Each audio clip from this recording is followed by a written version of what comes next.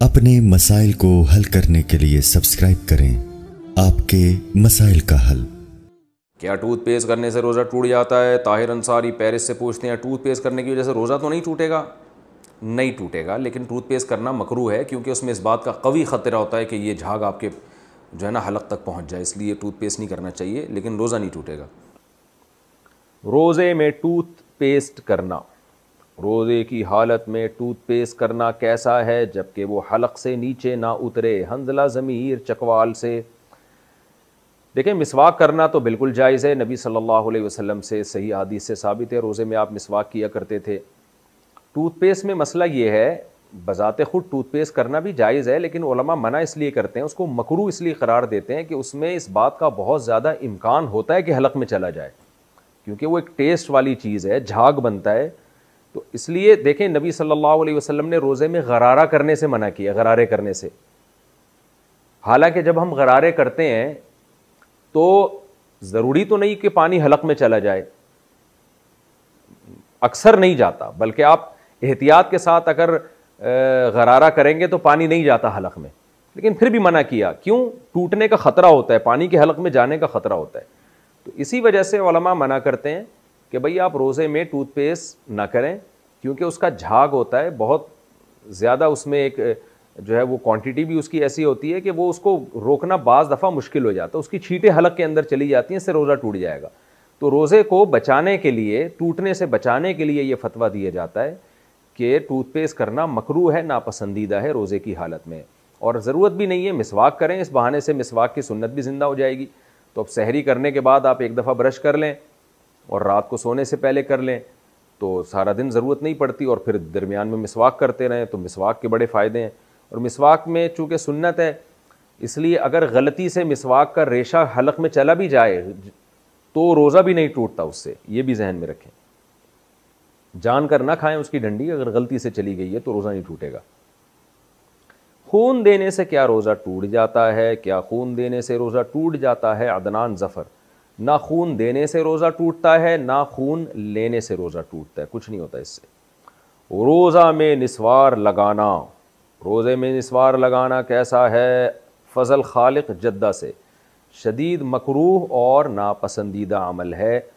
बाज़ लोग क्या करते हैं, निस्वार को रोज़े में लगा लेते हैं, यहाँ पर वो कहते हैं हम हलक में नहीं लेके जा रहे, ना जायक़ा हलक में जा रहा है, तो ऐसी सूरत में रोज़ा तो नहीं टूटेगा, लेकिन बहरहाल मकरूह अमल इसलिए है कि इस बात का ख़तरा बहरहाल मौजूद है।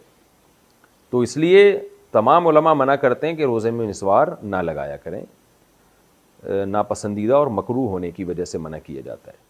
पूरी दुनिया के मुसलमान रमज़ान और ईद एक दिन कर सकते हैं। चाँद के इख्तिलाफ़ मताले का कहाँ तक एतबार है? एक दोस्त ये एतराज़ करते हैं कि पूरी दुनिया में कहीं भी चाँद नज़र आ जाए तो सब ममालिक के मुसलमानों को रोज़ा वग़ैरह रखना चाहिए। मोहम्मद फ़हद नवाज़ डेरा इस्माइल ख़ान से, ऐसा ही होना चाहिए, लेकिन ये जब होगा जब पूरी दुनिया में एक खिलाफत होगी, एक मुसलमानों की हुकूमत होगी, फिर वो एक खलीफा फ़ैसला करेगा कि फ़लाँ जगह चाँद नज़र आ गया है और मोतबर शहादतों तक हमसे इत्तला पहुँची है, लिहाजा पूरे आलम इस्लाम में कल रोज़ा होगा, पूरे आलम इस्लाम में कल ईद होगी। अब चूँकि एक खलीफा नहीं है मुसलमानों का, एक गवर्नमेंट नहीं है, तो फिर हम शरीयत ने हुक्म दिया है कि जो जिस खित्ते में रहता है वहाँ की हुकूमत के फ़ैसले का वो पाबंद है। तो सऊदी अरब में सऊदी गवर्नमेंट के फ़ैसले के पाबंद हैं आप, पाकिस्तान में पाकिस्तानी गवर्नमेंट के, मलेशिया में मलेशिया की गवर्नमेंट के फ़ैसले के पाबंद हैं। और जहाँ इस्लामी हुकूमत नहीं है तो वहाँ मुसलमानों को चाहिए कोई कमेटी बनाएं जो चाँद देखने का एतबार करे, क्योंकि असल में जो हदीस में आता है, सूमू लिरुयतिही व अफ्तिरू लिरुयतिही, सही हदीस है, चाँद देख के रोज़ा रखो, चाँद देख के इफ्तार करो। तो ज़ाहिर सारी दुनिया तो नहीं चाँद देखेगी ना, एक मखसूस मुतय्यन अफराद होंगे जो नामज़द होंगे। तो जो भी गैर मुस्लिम रियासतें हैं, अमेरिका है, यूके है, वहाँ मुसलमानों को चाहिए कि इत्तिफ़ाक़ राय से मसलकी इख्तिलाफ़ात को बाला ताक़ रखें, इत्तिफ़ाक़ राय से एक कमेटी तश्कील दे दें, रुयत हिलाल कमेटी, जैसे पाकिस्तान में है, इंडिया में है, बांग्लादेश में है, तो ऐसे एक रुयत हिलाल कमेटी तश्कील दे दें और फिर वो चाँद देखने का एहतमाम करें, और वो जो फ़ैसला करें फिर पूरे मुसलमानों को, चाहे वो किसी भी मसलक के हों, उन सबको चाहिए उस कमेटी के फ़ैसले का एतबार करें। जैसे मुफ्ती मुनीब साहब तो बरेलवी मकतब फ़िक्र के थे, लेकिन जब वो चाँद का ऐलान करते थे तो अहले हदीस भी उसको फॉलो करते थे, देवबंद मकातिब फ़िक्र के लोग भी उसको फॉलो करते थे, तमाम मकातिब फ़िक्र के लोग उसको फॉलो करते थे। तो ऐसे ही दूसरे कंट्रीज़ में भी मुसलमानों को चाहिए कि एक कमेटी बना दें, मसलकी इख्तलाफात को दाएं तरफ रखें, एक कमेटी तश्कील दें और उसमें तमाम मसालिक की नुमाइंदगी रख लें ताकि किसी को उससे इख्तलाफ ना हो। तो वो कमेटी जो फैसला करेगी वो फैसला तमाम लोगों पर नाफिज होगा और फिर बाकी लोगों को चाहिए 1.5 ईंट की अलग मस्जिद ना बनाए। लेकिन ये बातें समझ में आ नहीं रही हैं मुसलमानों की, तो क्या करें। बाकी पूरी दुनिया में एक ईद जब ही हो सकती है जब पूरी दुनिया में एक निज़ाम हुकूमत हो, एक खिलाफत कायम हो जाए मुसलमानों की और एक जो है वो अमीर हो। वुज़ू जिन चीज़ों से टूटता है, मंसूर साहब इंडिया से, वुज़ू कितनी चीज़ों से टूटता है? ओ भाई, ये तो आपने पूरा मुताला पाकिस्तान का पूरा सवाल पूछ लिया है। वुज़ू बहुत सारी चीज़ों से टूटता है। पेशाब के रास्ते से पेशाब का कतरा निकल जाए, मनी निकल जाए, मज़ी निकल जाए, कोई भी गंदगी पेशाब के रास्ते से निकलेगी उससे वुज़ू टूटेगा। क़ज़ाए हाजत करने से वुज़ू टूटता है। हवा खारिज हो जाए उससे वुज़ू टूटता है।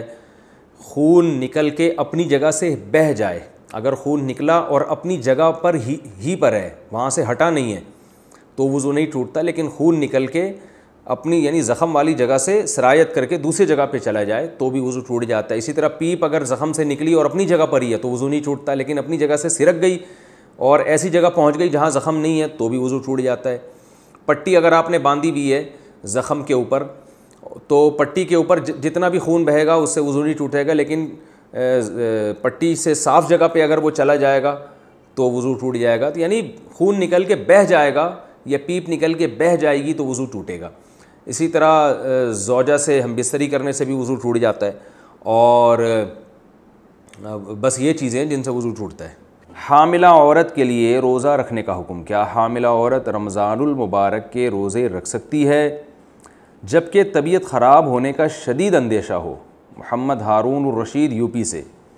अगर गालिब गुमान है कि हामिला औरत ने रोज़ा रखा तो वाकई उसकी तबीयत ख़राब होगी, ये ज़्यादातर दिमाग इसी तरफ जा रहा है, तो फिर हामिला औरत रोज़ा छोड़ सकती है। और लेकिन नॉर्मली ऐसा होता नहीं है, इसलिए ये कहना कि जो भी जिस खातून को भी प्रेगनेंसी है वो रोज़ा छोड़ सकती हैं, ये गलत है। अगर उस प्रेगनेंसी में रोज़ा रखने से बाकायदा नुकसान हो रहा है या होने का गालिब गुमान है तो फिर तो रोज़ा छोड़ा जा सकता है, अदरवाइज़ रोज़ा नहीं छोड़ा जा सकता। और ये डॉक्टर बता सकते हैं ज़्यादा अच्छा कि इनको रोज़ा रखने से नुकसान होगा कि नहीं होगा। और डॉक्टरों में भी एक डॉक्टर से नहीं पूछना चाहिए, दो तीन डॉक्टरों की राय ले लेनी चाहिए।